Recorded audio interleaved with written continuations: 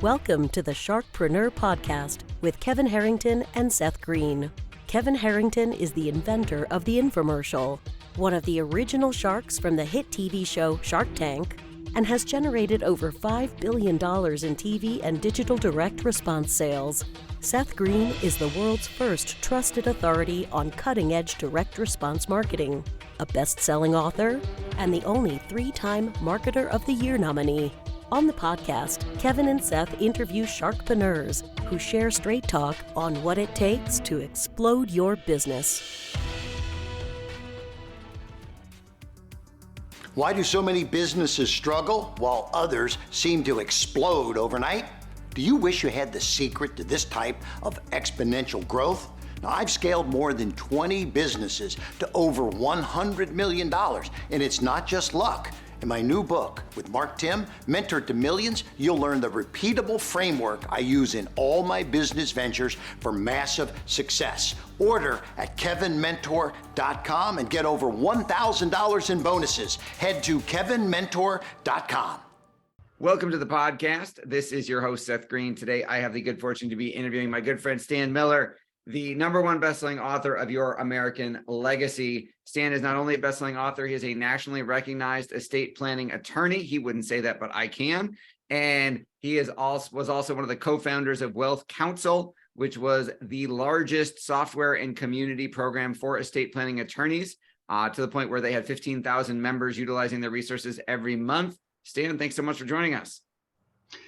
Pleasure to be here, Seth. Truly. It is an honor to have you. So let's go back in time a little bit. What inspired you to write the book, Your American Legacy? What inspired me to write the book is a frustration I had that I over the years I've had so many clients who really opened their heart to me, and reached out in ways, without my prompting, to want to say, I really want to do more than just have legal documents. I really want to be able to have my plan accomplish the real objectives that I want. And they're looking at me like, help me do this. What are your answers? And I felt powerless. And I felt powerless long enough that I thought, I feel bad. I mean, these people open their heart, we get out the Kleenex, we cry together, and then we move on and do more legal documents. And I said, there's got to be a better answer than that. And my thought was, if I commit to myself to write a book on developing the solutions, that will force me to come up with the answers, which I think I did, actually.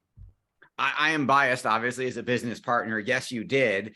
And you know what? It's funny, over all the books we published, I never thought to pitch it as this will force you to develop the resources that need to go along with this to help someone accomplish their goal. So that's a unique perspective that I'll have to start using.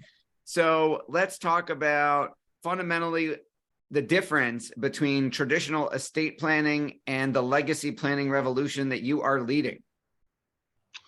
So traditional estate planning, and when I say traditional estate planning, I mean will-based planning as well as living trust-based planning is really about who gets my stuff.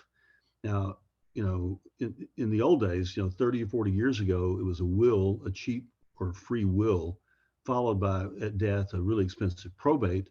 And then the living trust revolution came along, and in the mid late 80s and into the early 90s, and then living trust became the primary tool, the legal device that attorneys use to do estate planning. But whether it's a will-based plan or a living trust-based plan, the whole conversation is really about who gets my stuff, and how do we avoid taxes?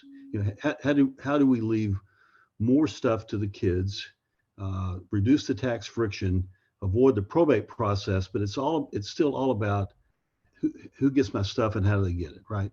And so there's never been any meaningful conversation that goes into the why of the planning, and that's what I believe is the next revolution in estate planning. It builds on what the living trust guys did. It doesn't eliminate that.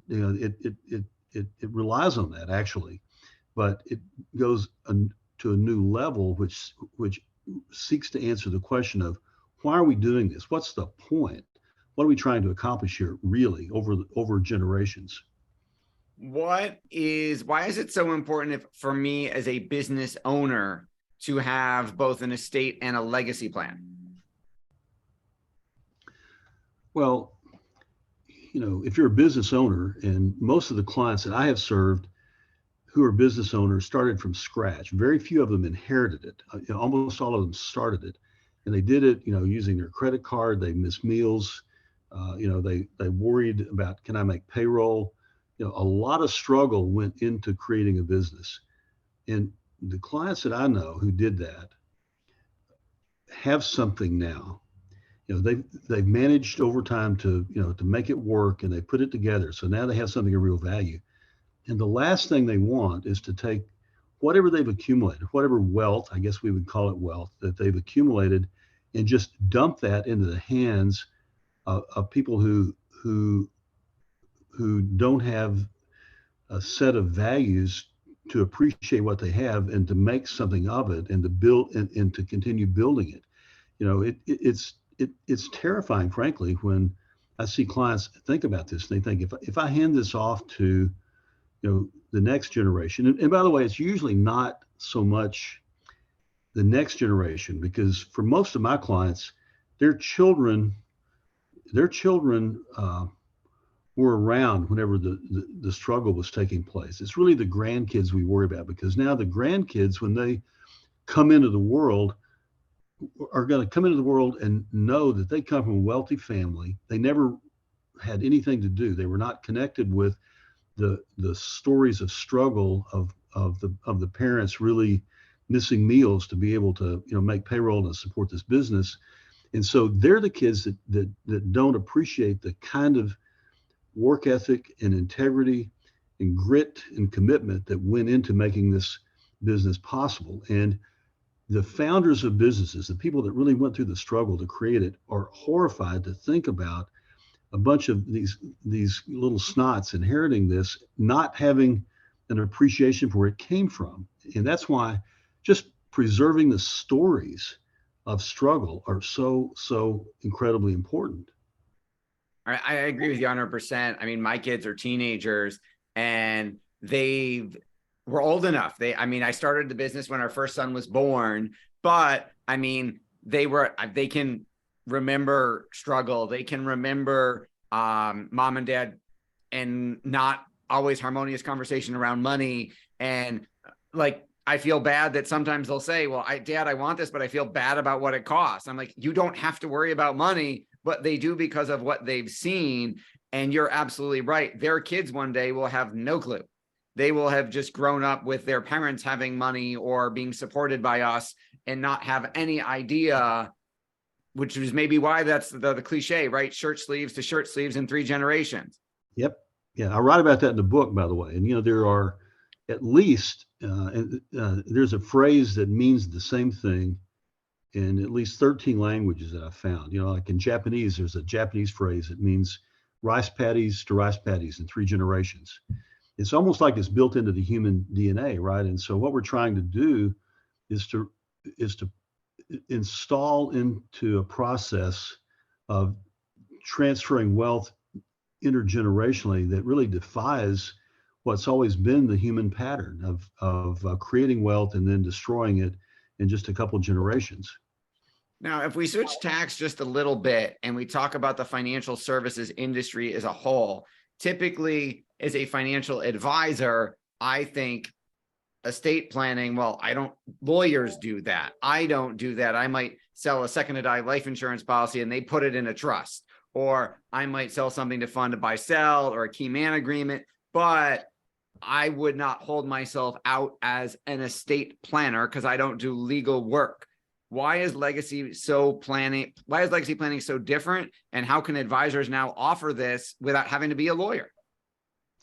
Well, I think advisors have a range of options here. You can, as a financial advisor, you can actually be in a position of offering solutions. But let me say that I think that even for advisors that don't want to do that, being able to connect with clients around the conversation and then be able to introduce the client to other providers who can provide the solutions still accomplishes a major part of the value for a financial advisor, because it helps the advisor redefine their relationship to a client. So what you want as an advisor, I think, as a financial advisor, you want your client to see you as a trusted advisor, not a purveyor of services, not a commodity. And so being able to connect with people at this heart level around why wealth matters and what outcomes the client wants to accomplish with it is a really, really powerful, compelling way to do that. Now, whether you go the step beyond that to say, let me help you implement the solutions, that's a decision each advisor needs to make, and they can, and there are clearly tools to do that. But even if they don't want to do that, they can outsource that to other people who can do that. But being the guy that initiates the conversation, connects with the client, has that conversation, and gets clarity around what outcomes this client really wants, that's really the secret sauce, I think. You helped build what became the largest software and community for estate planning attorneys nationwide. How did you, over the years, grow WealthCounsel to that level? And then we'll talk about what's coming next. Yeah, and by the way, when we sold it last year, it was the largest. It's grown. Business. I get reports from time to time from the company, and business is actually pretty good. And I still have a really good relationship with the team there at WealthCounsel and with the new owners. We created. It was really interesting. WealthCounsel turned out to be, a really good thing for those of us that founded it. But at the beginning, when we founded it, we never really, believe it or not, we did not start the company to create a business that we would go sell. We actually started the company because at that time in the estate planning space, there was no software, there were no meaningful educational tools available, particularly for people that were new into the space, and there was no community you could plug into. And so, particularly for small law firms or sole practitioners, it was a really lonely world out there. And so what we did at WealthCounsel is we created a community that was built around the premise of what is it do you need? And the 10 of us that founded it all looked at each other and we said, here's what we need. And if we all agree that we need this, probably there's this much larger community that needs this. And so we just built it in response to what we needed and what other people told us they needed. And then talk a little bit about the Legacy Leaders Network. What's coming next? Well, what's coming next, I think, is really this next revolution.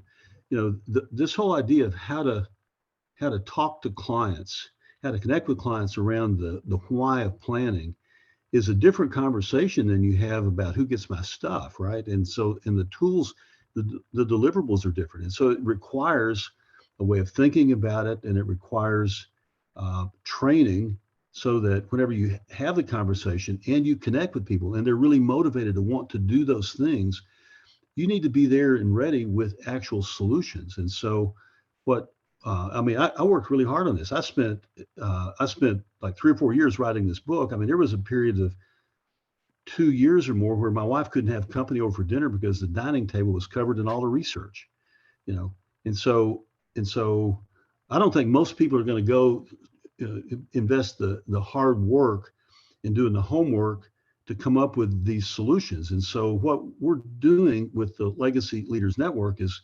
we've created now an organization with all that thinking distilled into specific tools and strategies and training that can be deployed almost immediately, so that somebody who is motivated to do this but doesn't really know how to do it, doesn't have the tool set to do it, can plug into what we've created already, and in a matter of a few days be confidently having this legacy conversation with clients and confidently offering solutions that really fill a need that nobody else has been filling before.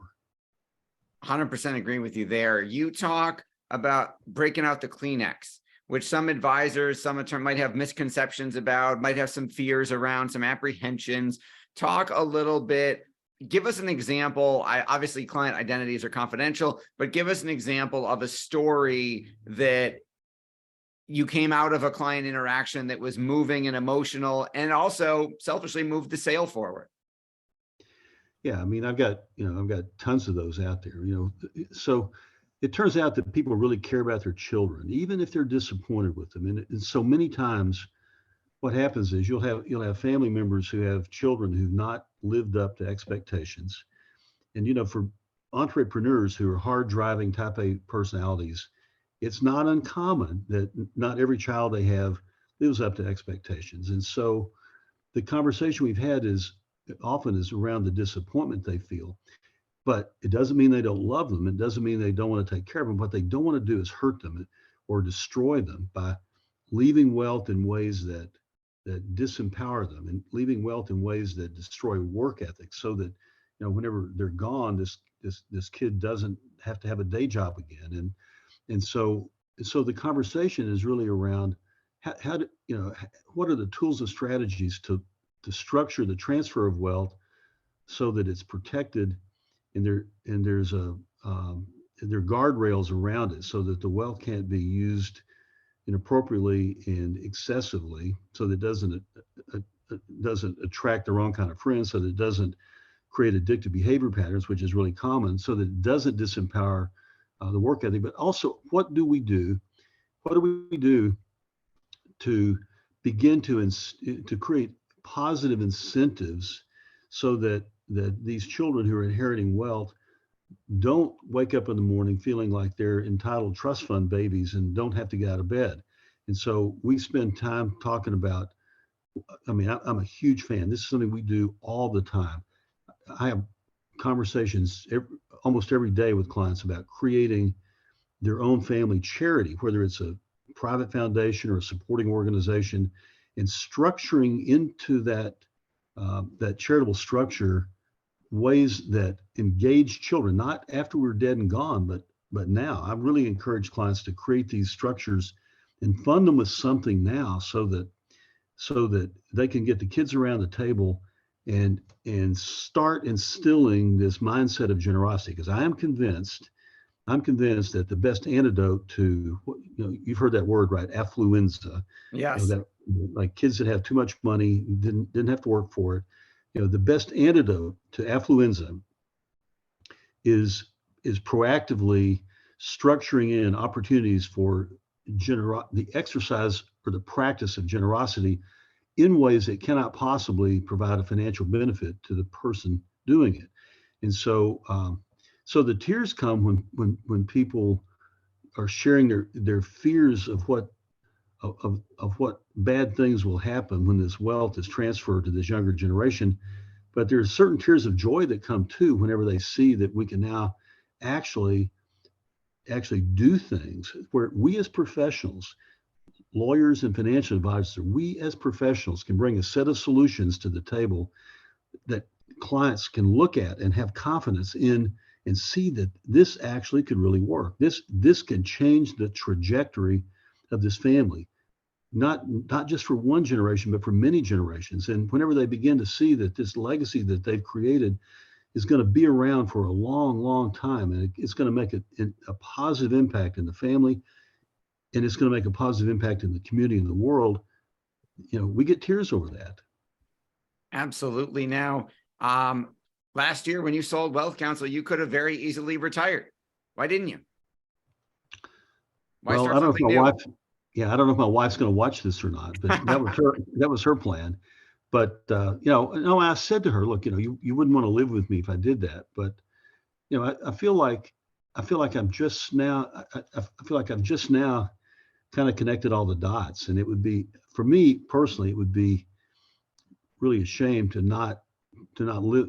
I feel like I have an opportunity to really be a game changer here. I think we have the opportunity. We're at a critical moment. There's going to be, in the next 25 years, there's going to be about roughly $70 trillion, they say. That somebody's figured this out. There's going to be about $70 trillion that's going to pass hands from the generation that worked and saved and earned it into the hands of people that did not work and earn it. And when I started really thinking about that, I realized that's a phenomenon. That's like an asteroid hitting the Earth. That is a phenomenon that has not happened during, since humans have populated the earth for sure. And so no sociological research has been done on the impact of that.